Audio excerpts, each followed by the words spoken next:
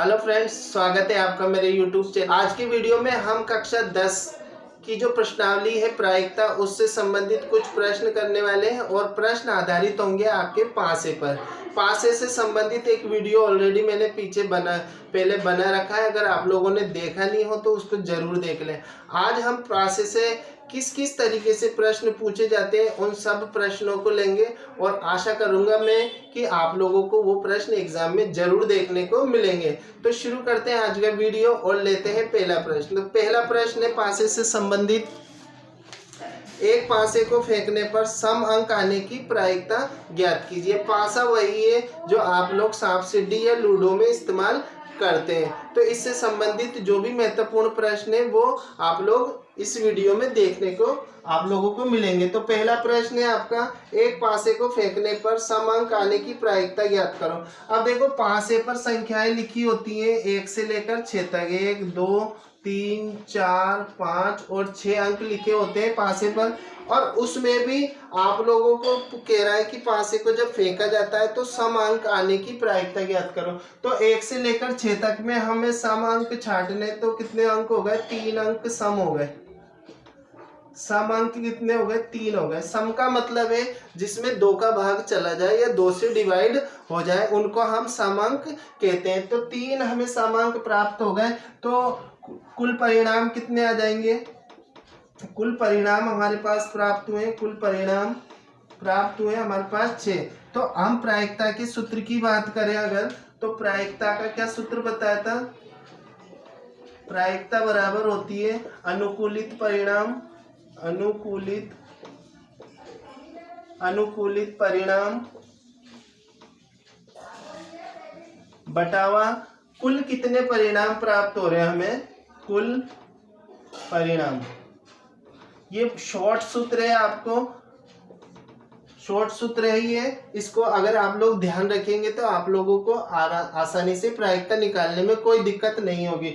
तो अनुकूलित परिणाम यानी कि जैसा हमसे प्रश्न में पूछा गया है उसके अकॉर्डिंग कितने परिणाम बन रहे हैं या वो आ सकते हैं। तो यहाँ पर सम संख्या के बारे में पूछा गया था, तो सम संख्या के जो परिणाम है वो कितने आ रहे? 3 आ रहे।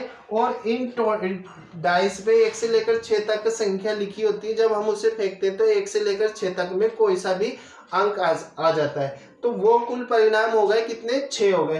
तो जो प्रायिकता निकलेगी वो कितनी हो जाएगी? 3/6। इसको काटेंगे तो हमारा आंसर आ जाएगा 1/2। बहुत आसान है थोड़ा सा। अब इससे हटके सवाल हम लेंगे। सवाल नंबर 2।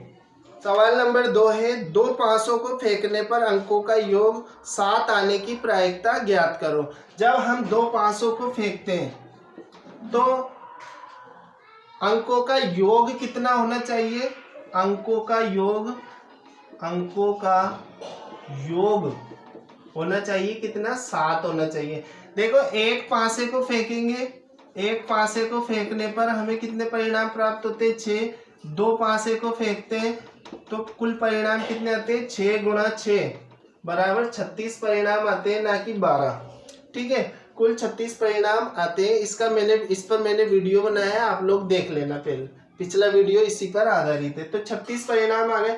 अब अंकों का योग 7 हो। ठीक है, अंकों का योग कितना हो? 7 हो। तो कौन कौन से अंकों को हम कॉम्बिनेशन में बिठाएं कि उनका योग 7 हो जाए? तो हम स्टार्टिंग से शुरू करते हैं। तो हम देखते हैं कि 2 को और 5 को जोड़े तो कितने हो गए? 7 हो गए।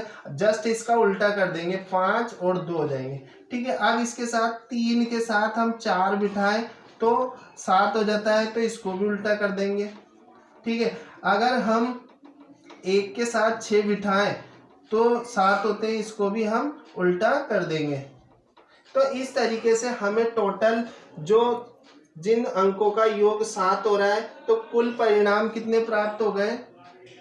ये कहलाएंगे अनुकूलित परिणाम।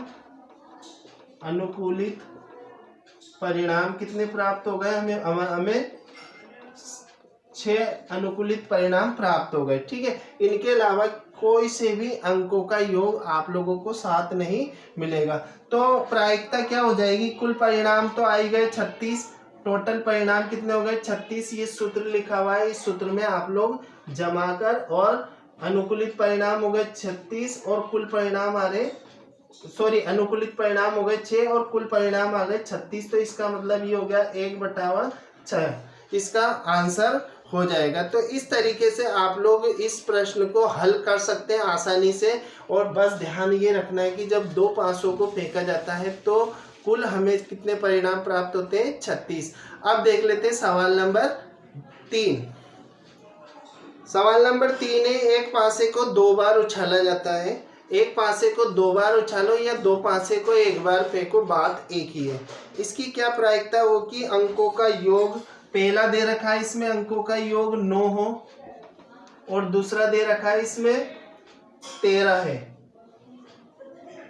तो जब 2 पासों को उछाला जाता है कि इसकी क्या प्रायिकता है कि अंकों का योग या तो 9 हो या फिर दूसरा दे रखा है 13 हो। तो ये सवाल नंबर 3 है। अब देखो जब हम 2 पासों को उछालते हैं तो किन अंकों का योग, हम पहला सवाल ले किन अंकों का योग 9 बनता है। तो यहाँ पर हम देखें तो 2 के साथ अगर 3 के साथ अगर 6 बिठाएं तो हमारे पास अंकों का योग 9 हो जाता है, या फिर 6 के साथ 3 बिठाएं तो अंकों का योग 9 हो जाता है। फिर यहाँ पर 4 के साथ अगर 5 बिठाएं तो अंकों का योग 9 हो जाता है, और इधर भी 5 के साथ 4 बिठाएं तो अंकों का योग 9 हो जाता है। अगर आप लोगों को एक परिणाम प्राप्त हो जाता है तो उसका जस्ट उल्टा कर दीजिए, आपको दूसरा परिणाम मिल जाएगा। तो इस तरीके से इस प्रश्न को के जो अनुकूलित परिणाम है, अनुकूलित परिणाम कितने प्राप्त हो गए, 4 प्राप्त हो गए। इसके अलावा और किसी भी अंक का योग 9 नहीं आ रहा। तो यहाँ पर हम देख लेते हैं कि प्रायिकता क्या आ जाएगी। सूत्र का इस्तेमाल करना है, अनुकूलित परिणाम 4 और टोटल कुल परिणाम जब 2 पासों को फेंक रहे हैं तो 6 गुणा 6 यानी कि 36, यानी 2 पासों को फेंकने पर कुल प्रायिकता कितनी है, कुल परिणाम हमें 36 प्राप्त होते हैं। तो ये हो गया आंसर 4 नाम 36, 1/9 इसका मान आ जाएगा प्रायिकता का। तो इस तरीके से आप लोग इस प्रश्न को हल कर सकते हैं। अब देख लेते हैं दूसरा, इसमें क्या है कि अंकों का योग 13 है। तो देखो यहाँ पर अंकों का किसी भी अंक को हमारे पास 1 से लेकर 6 तक होते हैं, 3, 4, 5 और 6। अगर हम इसमें से किसी भी अंक को जोड़ें तो किसी भी अंक का योग यहाँ पर 13 नहीं बन सकता। किसी भी अंक को जोड़ के देख सकते हैं आप लोग, 13 नहीं बनेगा। तो अनुकूलित जो परिणाम होंगे वो कितने हो गए, अनुकूलित परिणाम हो गए 0। तो इसकी प्रायिकता क्या आ जाएगी, 0/36। तो ये कितना हो गया, 0 ही आएगा। जब 0 में हम किसी संख्या का भाग देते हैं तो उसका मान हमेशा कितना होता है, 0 आता है। ठीक है, तो इस तरीके से आप लोग पासे से संबंधित सवालों को हल कर सकते हैं। अब ले लेते हैं आज का चौथा और आखिरी सवाल। सवाल है 1 से 17 तक की प्राकृतिक संख्याओं में एक संख्या का यादृच्छिक चयन किया जाता है। प्रायिकता ज्ञात कीजिए कि वे एक अभाज्य संख्या हो। देखो 1 से 17 तक की संख्याएं दे रखी हैं हमें, यानी कि 1, 2, 3, 4, 5, 6, 7, 8, 9, 10, 11, 12, 13, 14, 15, 16 और 17। 1 से लेकर 17 तक की संख्याएं दे दी। अब इसमें अभाज्य संख्या होने की प्रायिकता ज्ञात करनी है। तो अभाज्य संख्या ढूंढना है, इसमें से अभाज्य संख्याएं कितनी है। तो अभाज्य संख्या का मतलब ये है कि जिनके फैक्टर नहीं होते, है ना, या तो खुद ही फैक्टर होता है या फिर एक फैक्टर होता है। तो यहाँ पर हम देखें 2 एकम 2, जिसमें ऐसे अपन इस्तेमाल करते हैं 2 एकम 2, है ना। अब 2 के टुकड़े नहीं हो सकते आगे, तो ये संख्याएं क्या अभाज्य है। तो 2, 3, 5, 7, 11, 13 और 17।